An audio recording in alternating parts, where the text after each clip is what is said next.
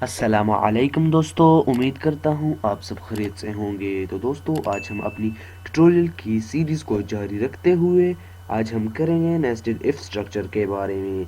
तो इस nested if structure का मतलब क्या है, ये होता क्या है, तो जानते हैं इस ट्यूटोरियल में। हम डेव सी प्लस प्लस को ओपन करेंगे और यहाँ पर एक न्यू फाइल बनाएंगे। ठीक है, यहाँ पर कंट्रोल प्लस एन दबा लेंगे और हम इसे सेव कर लेते हैं अभी से ही। ठीक है, तो हम इसे अभी से सेव करने के लिए हमें कहाँ जाना पड़ेगा, हमें फाइल में जाएंगे, सेव एज पे क्लिक करेंगे। ठीक है, तो क्लिक ओके, तो यहीं पे ही सेव कर लेते हैं। ठीक है, तो इसे मैं हैशटैग, ठीक है, इसे नेम दे देता हूँ यहाँ पे हैशटैग 11। ठीक है, नेस्टेड इफ, ठीक है, .cpp। तो ये हमारी फाइल भी सेव हो चुकी है।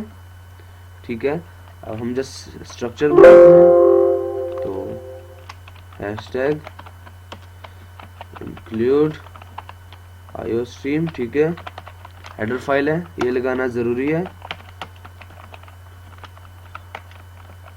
ठीक है, अब इसके बाद मेन फंक्शन बनाते हैं।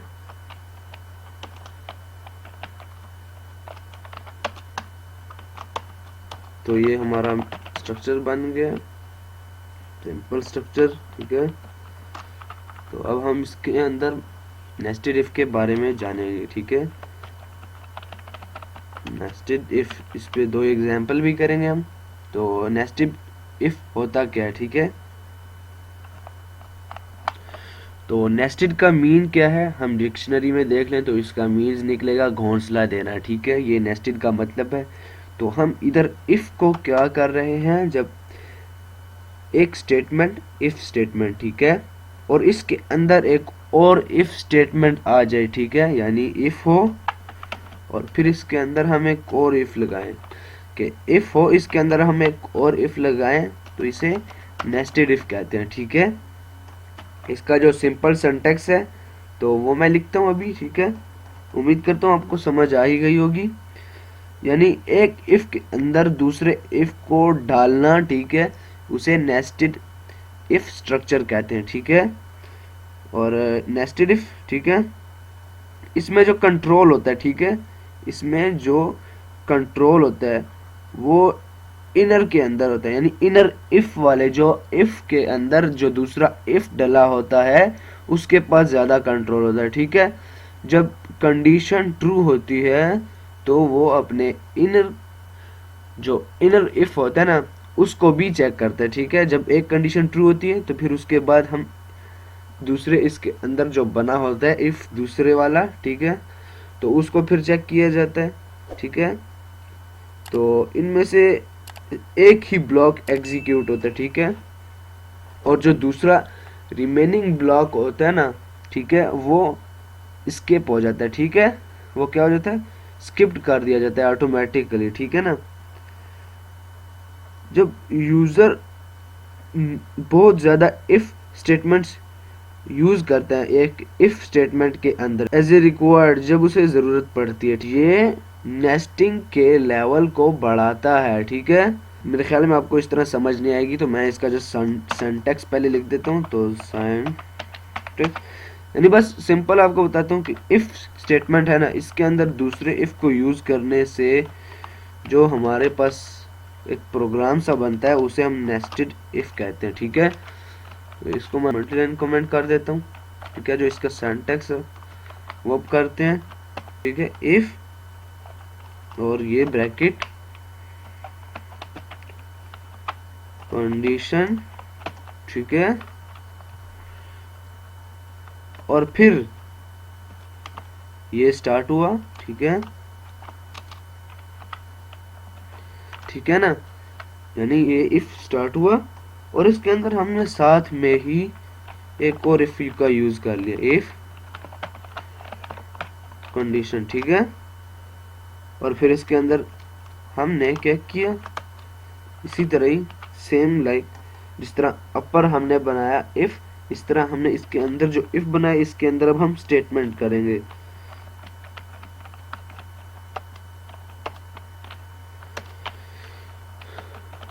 ठीक है, स्टेटमेंट एग्जीक्यूट होगी। ठीक है, इसमें कुछ भी हो सकता है स्टेटमेंट, तो मैं इसमें कुछ भी हो सकता है। ठीक है, स्टेटमेंट में तो अब इसके बाद इसका हम एल्स ब्लॉक एग्जीक्यूट करेंगे। ठीक है,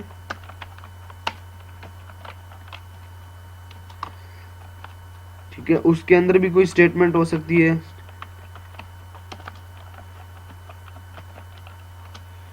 तो इसके अंदर भी मैं एस लिख देता हूँ यानी स्टेटमेंट। ठीक है, और ये भी हमारे पास। ठीक है, यहाँ पर अब ये सारा जितना भी है, ठीक है, ये जितना भी आपको नजर आ रहा है ये वाला, ये यहाँ से यहाँ तक ये अब दूसरा इफ है। ठीक है, ये एक अलहदा इफ है।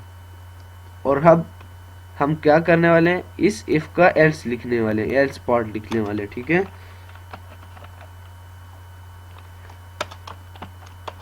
इसके अंदर भी स्टेटमेंट हो सकती है। ठीक है, स्टेटमेंट की जगह आप इसके अंदर भी इफ लगा सकते हो, क्योंकि नेस्टेड का मतलब ये है कि एक स्टेटमेंट एक इफ के अंदर दूसरे इफ को घुसेड़ देना। ठीक है, तो उसे नेस्टेड कहते हैं। ठीक है ना, तो इसके अंदर हमारा एल्स ब्लॉक भी फिनिश। ठीक है, और अब इसमें ये जो आपने देखा ये सारा इसका सिंटैक्स है। इसमें हम क्या कर रहे हैं, एक इफ के अंदर दूसरे इफ को डाल रहे हैं। ठीक है, इंसर्ट कर रहे हैं। तो अब इस पर एग्जाम्पल करते हैं। ठीक है, एक अच्छी सी एग्जाम्पल करते हैं ताकि हमें इसकी समझ भी आ जाए जो हमने पढ़ा। तो ये जो हमने अभी सिंटैक्स लिखा इसी से सेम, इसी से रिलेटेड यहाँ पे एग्जाम्पल करता हूँ। तो मैं जस्ट इसे कॉपी कर लेता हूँ। ठीक है, ताकि कन्फ्यूजन सारी दूर हो के मैं अब आप समझे कि ये कोई और एग्जाम्पल लिखी है। तो देखना मैं इसी के अंदर ही वो जो मैं प्रोग्राम लिखूंगा, जो एग्जाम्पल बनाऊंगा, उसे कैसे मैं इसी के अंदर ही हैंडल करता हूँ। ठीक है, एग्जाम्पल की हेडिंग दी। ठीक है, और अब देखो जस्ट कंट्रोल वी। अब देखना ये जो मैंने सारा लिखे है ना, इसके अंदर मैं कुछ चेंजेस करके देखना इसी को यूज में लाता हूँ। ठीक है, तो हम यहाँ पर कैसा प्रोग्राम बनाएंगे, हम ऐसा प्रोग्राम बनाएंगे जो हमसे 3 इंटीजर यानी नंबर्स ले। ठीक है, एज ए इनपुट। ठीक है, और हमें डिस्प्ले क्या करे, हमें इसका आउटपुट दे कि ये तीनों नंबर एक दूसरे के इक्वल हैं या नहीं। ठीक है, तो हमें देखो कुछ यानी एज ए इनपुट लेना है, तो फिर मैं इंट लिखूंगा ए, यहाँ आप इसे कह सकते हैं num1। ठीक है, एक नंबर, num2, num3। ठीक है, तो यहाँ पर हमने 3 वेरिएबल बना दिए। तो अब इसी को ही, ठीक है, यहाँ पे हम थोड़ा सा वो मलाई सा लगाते हैं ना प्रोग्राम को सेट करने के लिए। अब देखो इंटर 3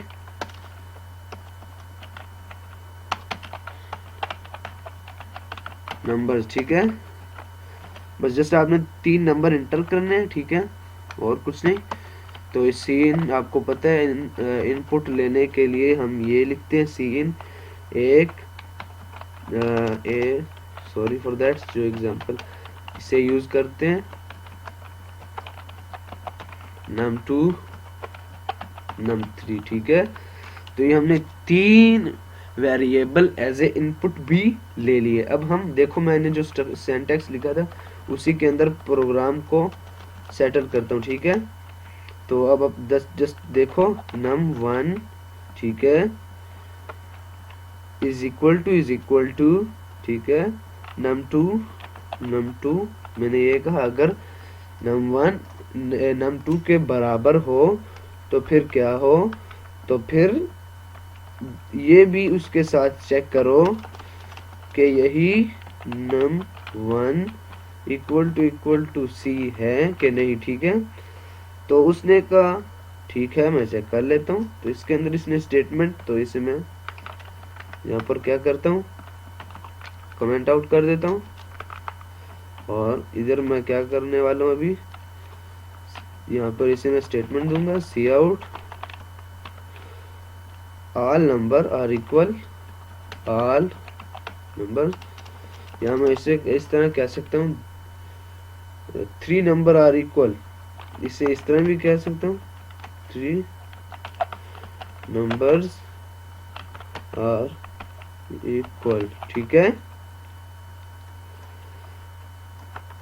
तो ये हमने इसे लिखा। ठीक है, और इसके साथ इसके एल्स ब्लॉक में जो हमने लिखा हुआ है, ठीक है, ये एल्स ब्लॉक है इसका, इसके भी अंदर भी हम एक स्टेटमेंट का यूज करेंगे जिस तरह के मैंने अपने सिंटैक्स में भी बता दिया था। ठीक है, तो हम इधर इसके अंदर भी एक स्टेटमेंट यूज करेंगे, सी आउट नंबर्स आर डिफरेंट, यहाँ नॉट इक्वल। ठीक है, नॉट इक्वल। ठीक है, टू ईच अदर्स। ठीक है, यहाँ पर हमने एक स्टेटमेंट का यूज किया। तो इसके जो एल्स ब्लॉक है, अब इसका वाला देखो, यहाँ पर हमने अपने कर्सर को यहाँ पर लाया तो देखो उसने खुद ही कह दिया है कि ये देखो ये तुम्हारा, अब ये वाला जो इस इफ का एल्स हम अब यूज करने वाले हैं। ठीक है, अब इसकी स्टेटमेंट भी देखते हैं क्या है। तो इसकी स्टेटमेंट आप इस तरह करो कि ये उठा के इधर भी लिख दो, अगर आपने स्टेटमेंट देनी है ना। ठीक है, वैसे कॉपी करके इसे यहीं पे पेस्ट कर दो। ठीक है, अब इस तरह भी कर सकते हो कि इसे नहीं भी यूज कर सकते, अपने इस वाले को आप नहीं भी यूज कर सकते। ठीक है, मगर क्या है कि अगर करने की ज़रूरत है तो कर सकते हैं आप। ठीक है, अगर मैं कमेंट आउट कर दूंगा तो कोई फ़र्क पड़ने वाला नहीं। ठीक है, क्योंकि फिर वो सिंगल जो इसका सिंगल इफ है ना वो हो जाएगा। ठीक है, अगर हम इसे यूं कर देंगे तो तब भी इस प्रोग्राम को कोई फ़र्क नहीं पड़ेगा। ठीक है, अब इसे कंपाइल एंड रन करता हूँ तो F11 शॉर्ट कमांड यूज़ करेंगे कंपाइल एंड रन करने के लिए। तो यहाँ पर हाँ num_c जो कि मैंने डिक्लेयर नहीं किया है तो इसे मैं num3 कर देता हूँ, num3। ठीक है, तो अब देखते हैं यहाँ पर कोई और जगह भी एरर आएगा कि नहीं, नहीं आया। ठीक है, तो यहाँ पर हमने क्या एक स्टेटमेंट यूज़ की थी, इंटर 3 नंबर। ठीक है, और हाँ अब ठीक है, अब प्रोग्राम ठीक है। तो जस्ट इसे हम कंपाइल एंड रन करने वाले हैं F11 शॉर्ट कमांड का यूज़ करते हुए। तो देखो इंटर 3 नंबर्स, तो हम इसे 3 नंबर्स 1 बाय 1 करके देते हैं। एक हमने 12 दे दिया। ठीक है, और दूसरा मैं इसे दे देता हूँ 23 और दूसरा इसे मैं 45 दे देता हूँ। ठीक है, इसने डायरेक्ट जवाब दिया not equal to each other. ठीक है, तो देखो यहाँ पर हमने यही किया, not equal to each other, इससे हमने इसका इस्तेमाल नहीं किया तब भी प्रोग्राम को कोई फ़र्क नहीं पड़ा। ठीक है, आप यूज़ कर सकते हैं, इसकी जगह भी आप कुछ और भी लिख सकते हैं। तो यहाँ पर मैं फिर अगेन 3 नंबर दे देता हूँ, 12, 34, 45, देखो not equal to each other. अब इस तरह करते हैं, F11 दोबारा कंपाइल एंड रन, अब इक्वल लिखते हैं एक दूसरे के, 12, 12, 12,